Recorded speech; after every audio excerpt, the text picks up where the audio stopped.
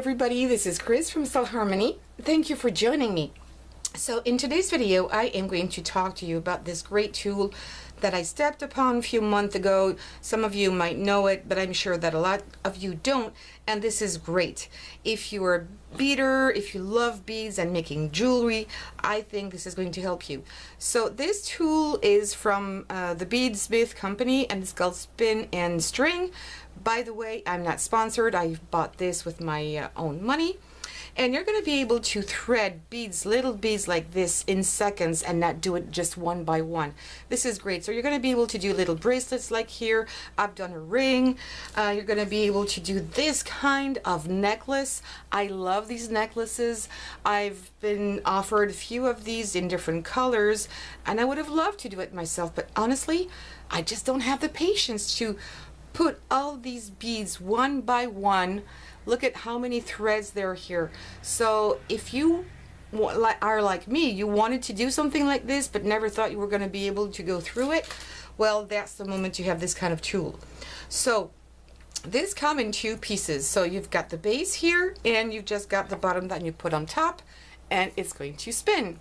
So I know that there are some battery operated, but they cost much more, and I thought that, you know, I still can do this with my fingers without having any battery inside of here.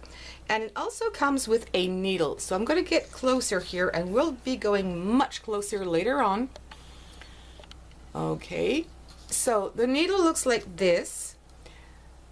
It's bended here on one end.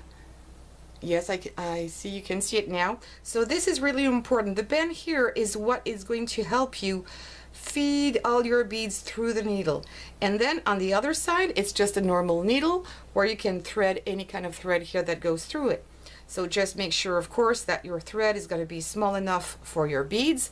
And also one other thing you need to make sure before starting your project is just making sure that your bead has a big enough hole to go through your needle here, and also that it can go through this little neck here, this little curve. These beads that I'm using right now are just seed beads. They're tiny and they work very, very well for this project. So they have a big enough hole to go in there, and also make sure that your beads can also go through the end of it here. Okay, not only here but here. And as for example, if I wanted to use this kind of bead here that is quite long and skinny, I would have a problem. It's going through my needle, it's not the problem, but it's not going to do this curve here.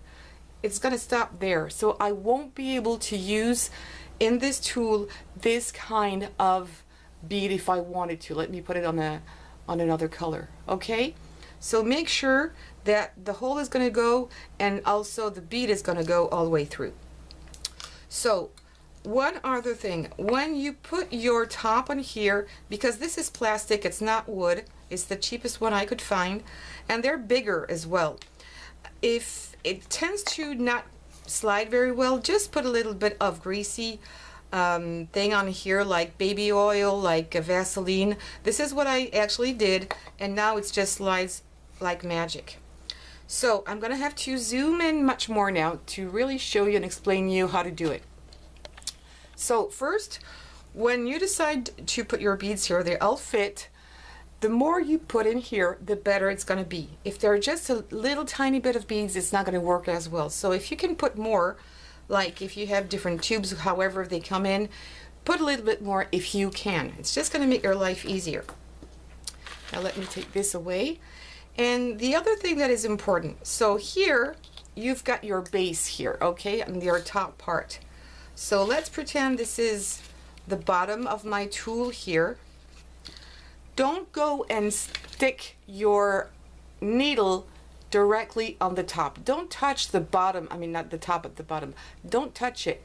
Leave a little gap, because otherwise your beads are not going to be able to go here and fill up your needle. Okay, so leave a little gap, and also you're gonna have to put your needle into a certain angle.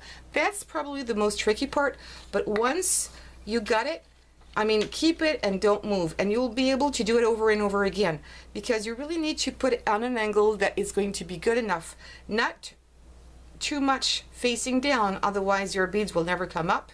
Not too much facing up either, because they won't be able to get in. So just find the right angle. So let me zoom in here a little bit more.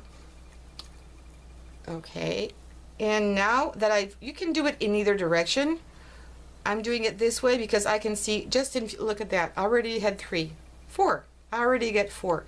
I'm going to pass it through my needle here, and sometimes depending on the quality, normally they go through, but this one doesn't want. Let me see. They're really cheapos, so I'm going to have to take this one away. Well, I'm going to feed the others. Normally it's fine. And I'm going to do it again. And I've got here 3, 6 again. Sometimes it goes much more. So I'm going to do a few more spins. And here you go. I've got 7 on here. I'm going to pass them through my thread here. And I'm just going to keep on doing it. Look at that. I've got 4 here.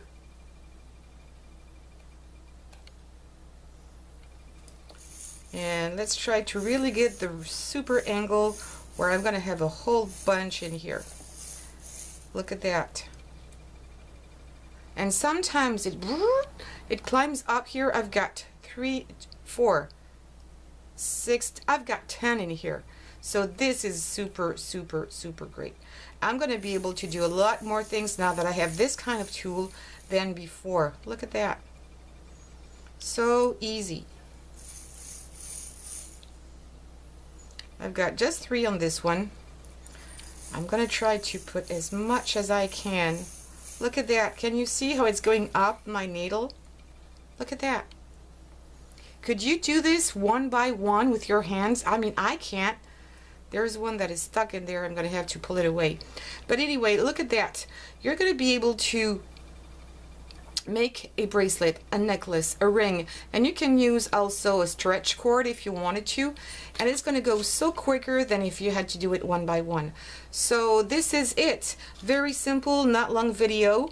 I'm going to try to make longer and shorter videos, and this is so great. I just wanted to share with you. Tell me what you think. Have you tried something similar that is even better than this? And I wanted to talk about one thing before.